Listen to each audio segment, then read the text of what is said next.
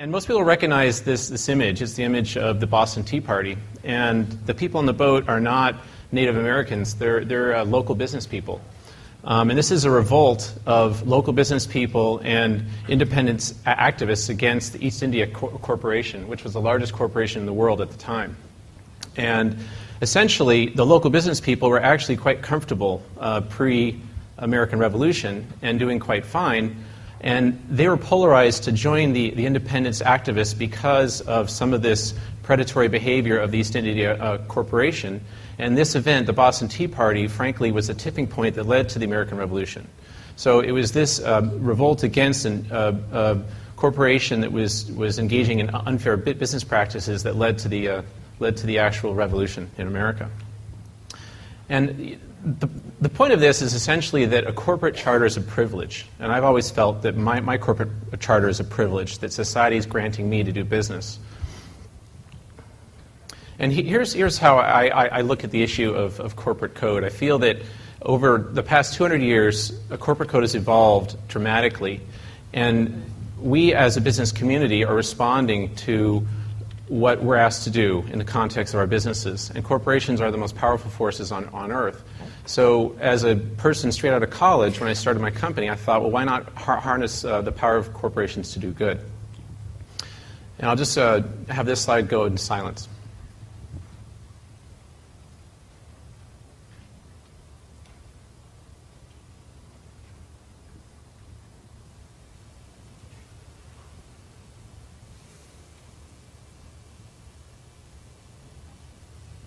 So when you read those facts, and those were facts that I understood in 1998, it's kind of hard to imagine why the paper industry was not engaging these issues head-on. And so I thought, well, why not start a business with the values built into the business and try to build into essentially the DNA of my corporation, business success, and shifting the industry towards sustainability. But it also provoked a bigger question. I actually didn't set out to start a business. I set out to get a PhD in philosophy, and somehow business got in the way. But anyway, I thought, let's put our ideas to practice. Let's see if I can start a business that will, by virtue of its success, be a force for good. And we do have a saying at New Leaf that there's no bad people, there's only bad situations. And that's a really important thing. So we look at the structures, not only in the paper industry itself, the paper mill design, the whole infrastructure around it, and then frankly the motivations behind the corporate structure that we're all facing as businesses drive behavior. And sustainable brands, I'm hoping that this conference in 20 years won't be necessary because we'll all be sustainable, and Koan will have succeeded. So where did our corporate code come from? And if you look back at the beginning of the country, of the history of this country, most corporations were sole proprietorships, businesses that didn't require a corporate code. You can just go out and do business and be accountable for your business activity. In fact, there were only 6 or 7 corporations at the time of the Constitutional Convention.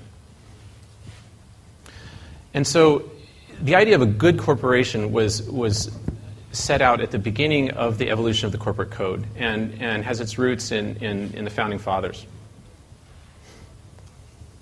And here's a pivotal event. James Madison was arguing that corporate code should be a national system. And the states at the time were very protective of their own rights. And so corporate charters ended up being a state thing rather than a national thing. And that has very large implications because over time, as one state became more lenient, the other states would follow. And it really allowed for a shift in corporate code over time. And that's redundant.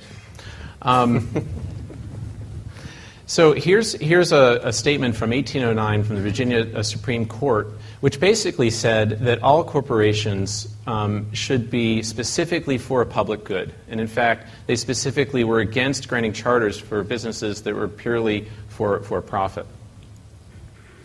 Now, to be clear, there was not an anti-corporate sentiment. It was more a matter of the form. I'm sorry, there wasn't an anti-business sentiment, but there was concern about corporate form in the early years of our country because of the experiences that we've had with other corporations. Oh, I'm running way over. Okay. So I'm gonna fast forward here. We have three people. Why don't I do a little brief introduction? Jay founded B Corporation, and Suze McCormick is a leading corporate lawyer working on new corporate code.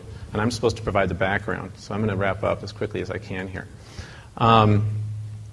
This is a great overview of the early history of corporate code. In the beginning, corporate codes were specific, or corporate charters were specific to a specific use, a specific good, a specific service, and they were limited by time. So a company was only allowed to exist until that service was actually complete. And in the 19th century, that term limit was actually removed.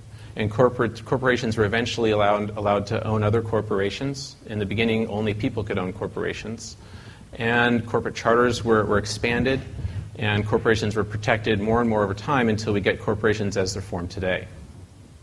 So in summary, the main point here is that corporate code evolves over time. And the corporate code that we have today is not what we had 100, 200 years ago, and it's certainly, we don't want it to be identical to when it was there, but we want to evolve it so that we can harness it towards public good.